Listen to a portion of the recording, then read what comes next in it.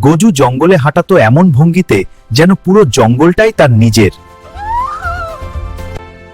এই জঙ্গলে আমার মতো শক্তিশালী আর কেউ নেই। কিন্তু গজু জানতো না, ছোটরাও কম যায় না।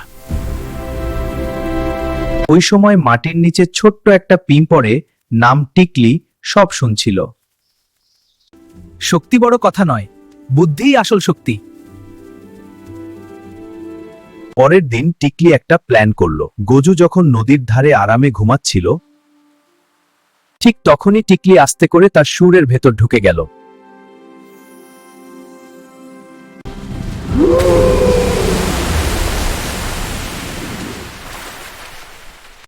পাখিরা উড়ে গেল, বানররা গাছে লাফ দিল। কে রে, কে এমন দুষ্টুমি করবো?